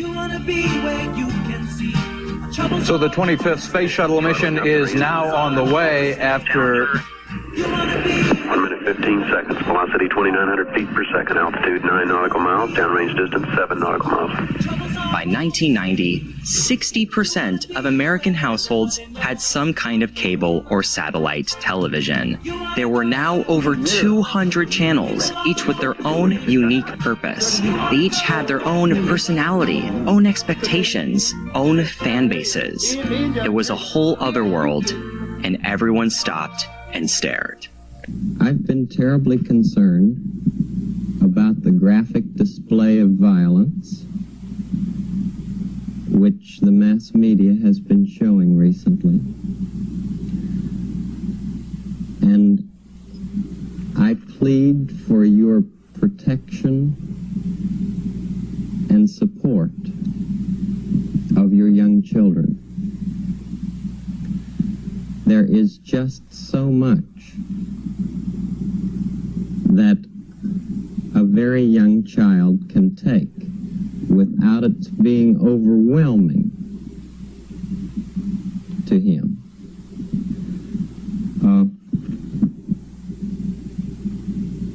I've been very frankly quite concerned about it. And that's one of the reasons that I wanted to talk with you today.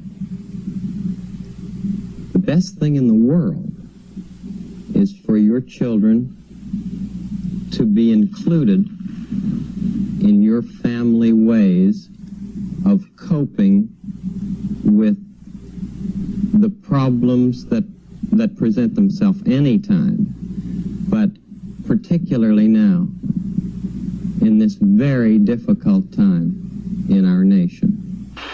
With more single-parent families and families with both mom and dad working, the time between school's out for kids and work's over for parents is usually 2 or 3 hours. Some parents don't want or can't afford to put their child in an after-school daycare center. So these latchkey children wait home alone for mom and dad. If you're in this situation, both you and your children will feel more secure by reviewing tips on staying safe. Mainly children need to be aware of what's going on around them. If a child thinks someone may be following him, teach him to run to a neighbor's house or to where people are. It's a good idea for children to check in with a neighbor or at least with you by phone immediately after getting home from school. Don't go into the house if anything looks suspicious, if the door is ajar or a window's broken. A burglar may have broken in and could still be inside. Teach your children how to use the phone. Tell your kids how to dial 911 and other emergency phone numbers. May I have the police, please? About using the telephone, Andy also knows not to tell anyone who calls that he's home alone. She's busy right now. May I take a message? Also encourage your children to tell you about anything that makes them feel uncomfortable while they're home alone. By remembering these safety tips, your kids may feel a little less scared, yet be a little more careful. We got to stop letting our children be raised by the television. I was just thinking to myself as I was doing my schoolwork here, how far behind I am on what's really going on in life because I was raised by a television. I guess my parents, they did the best that they can, and I'm not trying to, take away any great efforts that they have made toward me because it did help me become the man that I am. But at the same time, if we knew better, we would do better. And parents, we have to stop allowing the stuff that's indoctrinated within the lines of the television screen to be introduced into our children's minds, because they are not learning the truth. They are not learning what's really going on, and nor do they even care. They don't realize that they're living inside of an invisible prison. Nobody wants to be preached to. Nobody wants to take the time to really learn what's going on. And the Bible says, the fool shall perish from lack of knowledge. And it sounds great for a t-shirt, but it's so true, it's so telling, and it's exactly what's going on right now. I got to get back to my schoolwork. I just want to say, we could be so far ahead if we'll just put down the social media, if we'll just put down the television lies and programs, because they programming you not to give a damn about your fellow human being. All those people at that Travis Scott concert smashing and stomping on each other. I don't want to say too much on that, but it was a whole lot of damn fools in that audience. Now, some of it's their fault, some of it's their parents' fault. A whole lot of it is the media's fault, and it's definitely the fault of these damn governmental institutions. The Democrats got you thinking it's the Republicans. The Republicans got you thinking it's the Democrats, when they all eating out the same pot. We have to rise up in our own communities and start working with each other. This grassroots effort to get America back has to start in our own neighborhood, in our own backyard. Men, get it together. Understand that these ladies out here, they doing the best that they can, but they ain't meant to be the leaders. You are, brother. Remember that. Remember that you are a king, that you are a lion, that this system, it has suppressed your roar. And it's now time to wake up, get prepared, and know the war is at your doorstep.